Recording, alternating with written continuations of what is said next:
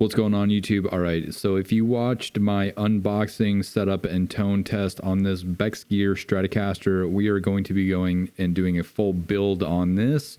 We're going to be doing something fun with it. We're going to be turning this into a Tom DeLonge style Blackout Stratocaster. So first and foremost, what I just want to go ahead and make very apparent, if you are doing any sort of modifications to a guitar, whether it is a kit guitar or if it's something that you already own and you just want to go ahead and modify it, we're going to go ahead and walk you through the steps. Now, I bought a Squier neck for this guitar specifically to make it more of a Squier Tom DeLonge Stratocaster. The neck that came on this originally had smaller neck holes, or the neck screw holes were a lot closer together compared to the Squier, so I had to go ahead and fill those and modify the neck and the actual body itself. Now, for this Squier neck, I'm adding some Masonic inlays. I got those off Amazon. They're pretty cheap. They are stickers, so basically what I did to clean the neck was I used some 90% rubbing alcohol, and I basically just kind of stripped any oils,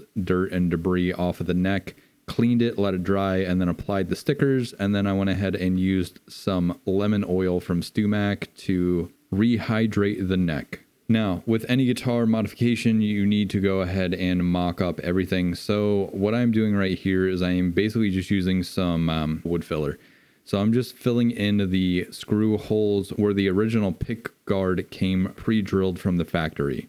As for the neck pocket itself from the factory wasn't routed very well, so I had to actually do a little bit of work on this. Essentially what I did was I took a small piece of dowel stick and some sandpaper and just wrapped the dowel stick with the sandpaper, and then I used the dowel stick as a sort of mini contoured little sander. So it actually worked. This took me a little bit longer than I anticipated, but I was eventually able to get the neck pocket into a better shape than it came from the factory, especially with these cheaper kits on Amazon. Holding up the two neck plates together, you can see the Squier one or a Squier neck plate and the original neck plate. You can see how much smaller the original neck plate was. So this is why I had to modify the body and the neck. Now, the neck that I got didn't line up with the screw holes from the Squier neck plate, so that was an issue.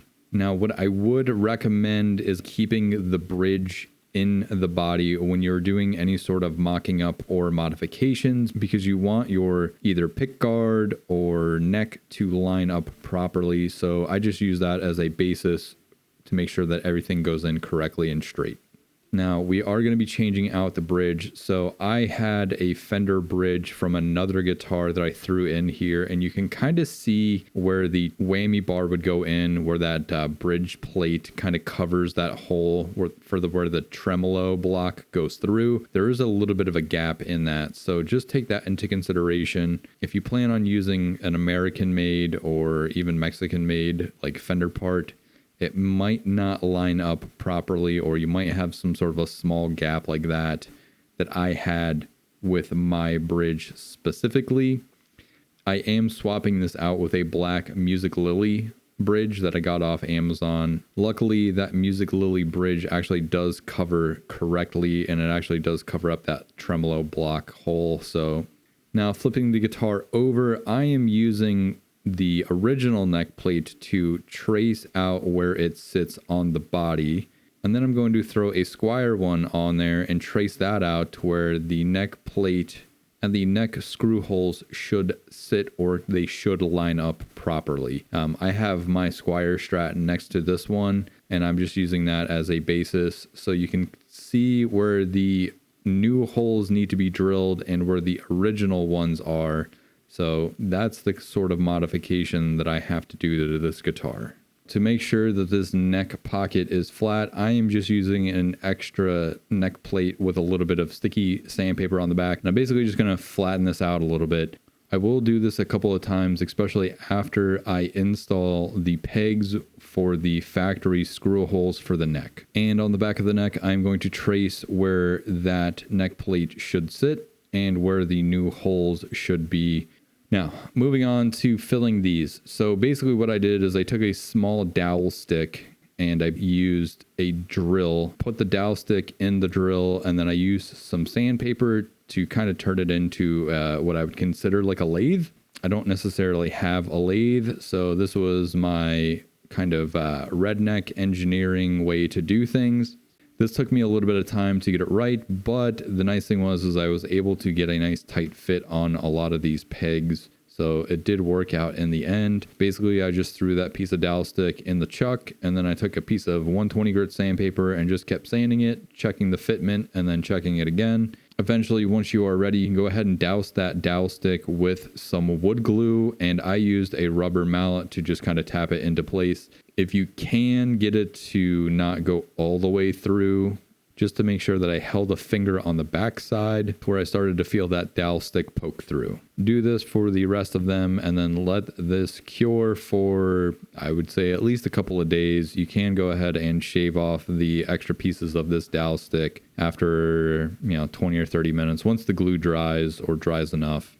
Once I had the dowel sticks in there, I just wanted to make sure that the neck pocket was flattened and that there wasn't anything just sticking up out of the neck pocket area that would impede the neck from sitting properly in the neck pocket. So one of the dowel sticks was actually a little bit shorter, so I am using just a little bit of this wood filler to fill in that spot.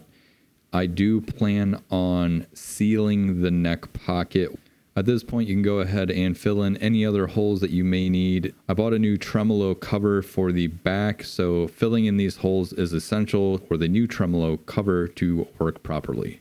Now, to drill the holes for the neck, I'm using a hand drill, and I'm basically just drilling some small pilot holes. You can do this if you have a drill press. This would probably work a lot better and it would probably give you more accurate holes. I'm using this because I want to show that you can build a guitar and do things with just regular hand and power tools without needing any sort of specialty tools, drill presses, lathes, stuff like that. Once you have everything drilled and filled, you can then go ahead and sand it flat and just make sure everything's flat, make sure everything lines up, test the neck plate, throw some neck screws in there, sand everything flat, pre-drill all of your holes, make sure that this is ready for paint when you are ready to paint. Now, as for the neck, basically what I do right here is I took some neck screws and I basically just started to thread them through the body into the back of the neck. And basically what I'm going to do is I'm going to take my screwdriver and I'm going to use it to tap the neck screws through the body into the back of the neck. So this way I have some indications as to where the neck and the body and the screws all need to meet. I don't know if there's a better way to do this. This is just the way that I figured would probably be the best, and it does work.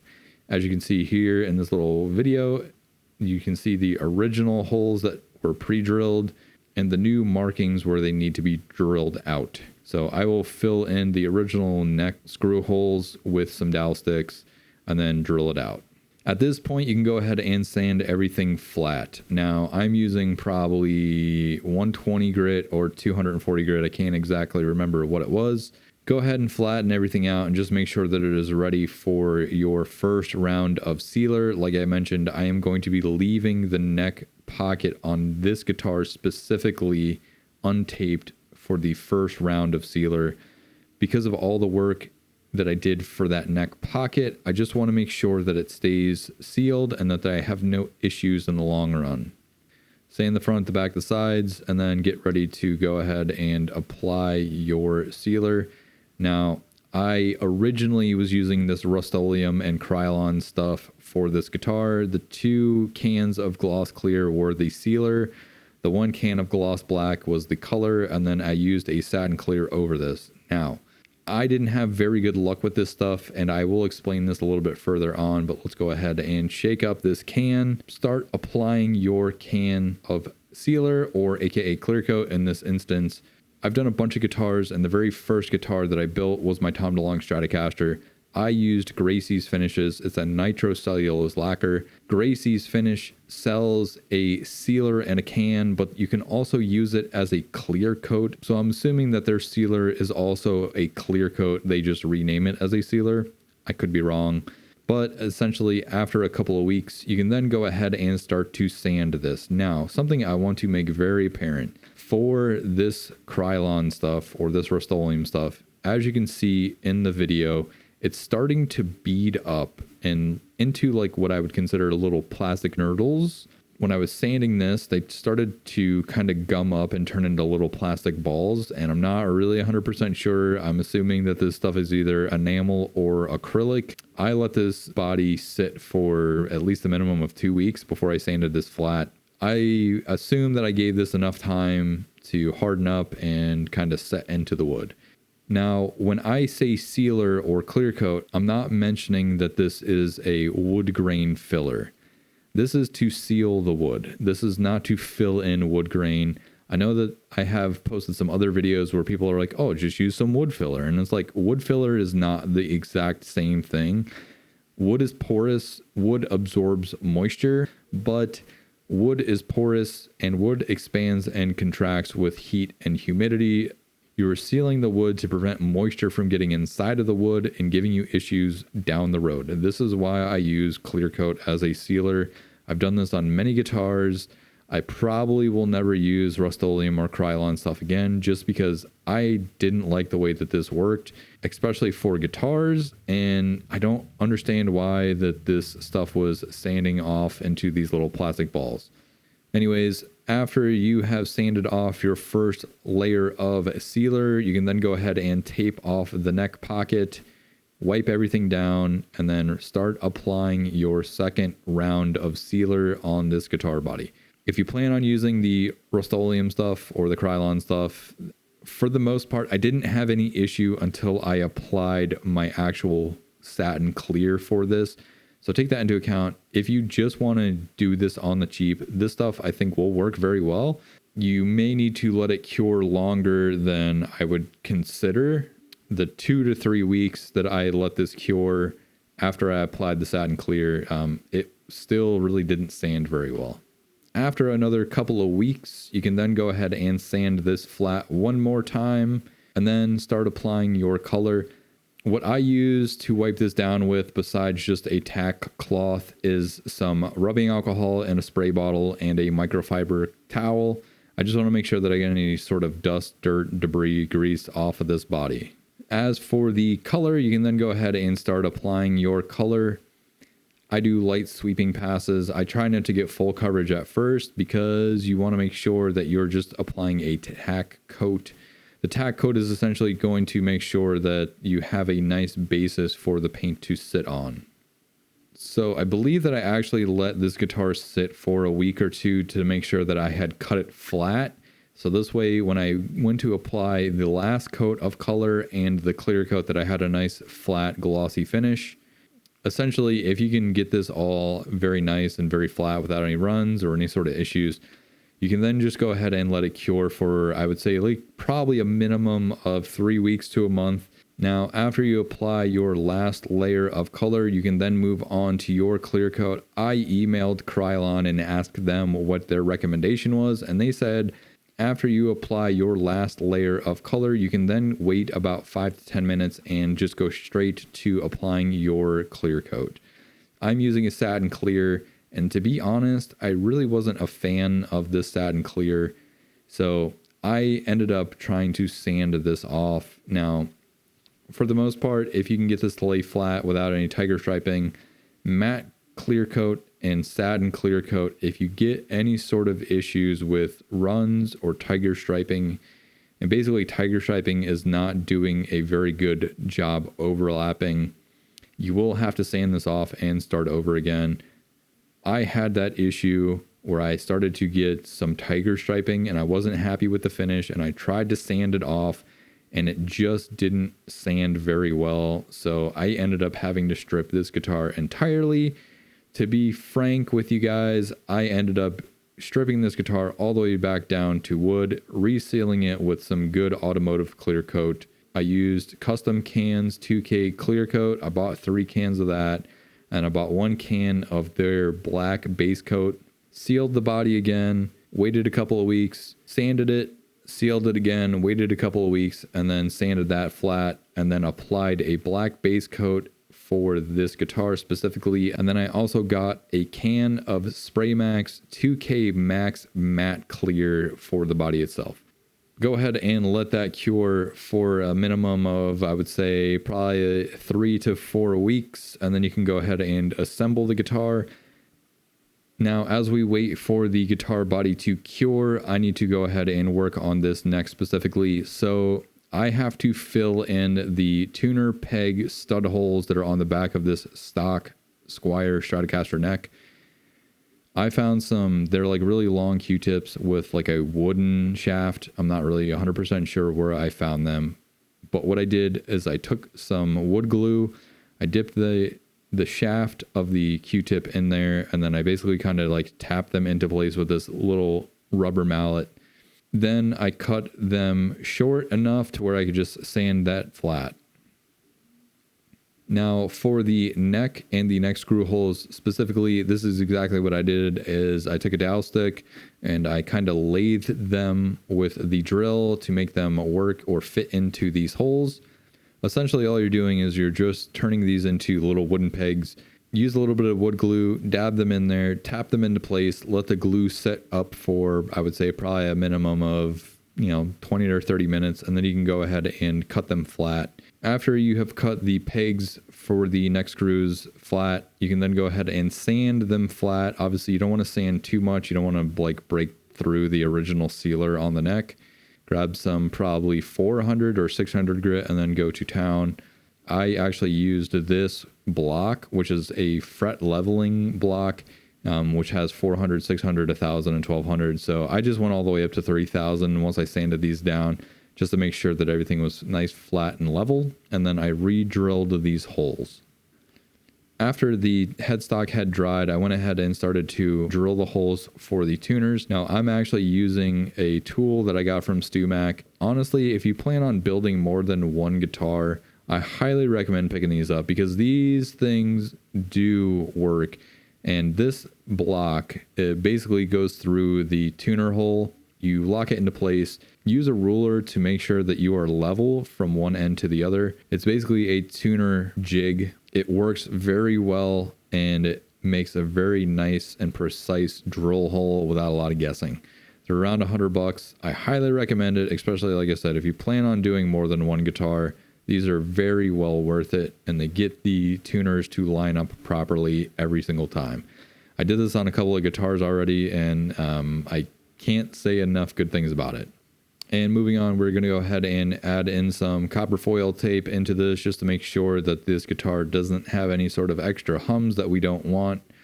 There is no right way and there is no wrong way to do this. I am not the best at installing the copper foil. I can make it look pretty good, but I have seen other people that are able to do this job a lot better than I am. Once you have all of your foil tape installed, you can then go ahead and grab your neck and install the neck. At this point, you can then go ahead and assemble the guitar, install your bridge, install your neck plate, your neck screws. I forgot to order black neck screws. That's why there's gold ones on here. It doesn't look bad, but also not the aesthetic that I'm going for. So install everything, run your ground, run your bridge, install your tremolo cover, and the guitar is now pretty much assembled. The only thing that we have left to do now is solder up the pickguard with the humbucker in it. Now, this is not a true Seymour Duncan Invader. This is actually a cheap knockoff I got off Amazon. It wires up exactly the same as a traditional Seymour Duncan Invader, so take that into account. This was about $30 or $40 on Amazon. And I was trying to keep this guitar under a certain budget, which is why I chose to build it very cheaply. Pretty much all the parts for this guitar, I think I ended up spending somewhere around maybe $220, maybe give or take. And that was for the pickup, the pickguard, the neck plate, like pretty much everything was under a certain amount. And I was trying to keep this guitar build under $200. As for soldering, like I mentioned, this solders up exactly like a traditional Seymour Duncan Invader, so there's no real craziness going on with this. I did, in fact, install a treble bleed for this guitar specifically, just because I wanted it to be the most Tom DeLonge-ish like. Then you're going to go ahead and run some fresh wire So you're basically going to need a ground that goes to the bridge, or in this case, it goes through the cavity into the tremolo claw. And then 2 wires will go from one, which is your ground, goes from the back of the volume pot, and then the other hot wire will go through into your input jack. And that's pretty much all you really need to do. To finish this guitar build up, I am just going to throw a little bit more of the lemon oil from StewMac on the neck, and then string her up, and then intonate it. If you don't know how to do intonation, it's pretty easy. There are a majillion videos on YouTube on how to do it. That's pretty much it. Anyways, so to make this video not 90 minutes long, let's go ahead and hear what this guitar sounds like. I'm also going to play you guys a little bit of my Warmoth Tom DeLonge Stratocaster to let you hear the difference between this cheap Amazon pickup and a traditional or a true Seymour Duncan Invader. So let's go ahead and dive into that right now.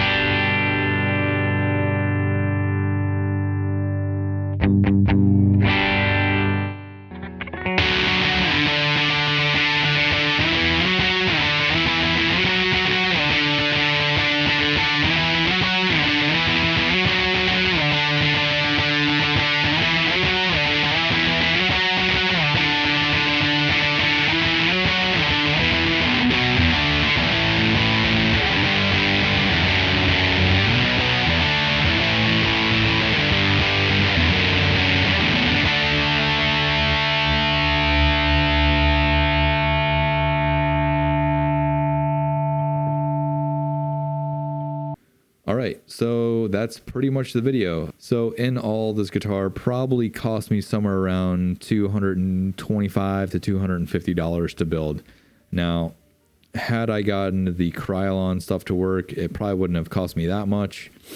But 10 bucks a can for the Krylon stuff. So 2 cans of sealer, a can of black, and then a can of satin clear will cost you about 40 bucks. The pick guard cost me somewhere around 15.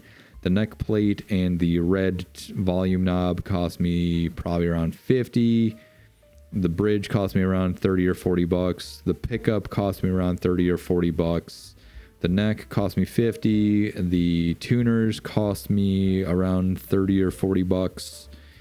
And then the screws, the tremolo cover, plate, stuff like that. I mean, honestly, this was a very cheap build. So can you buy a cheap kit and turn it into something cool? And I think we can, and we did. The neck plate and the red tone knob, or the red volume knob, came from France.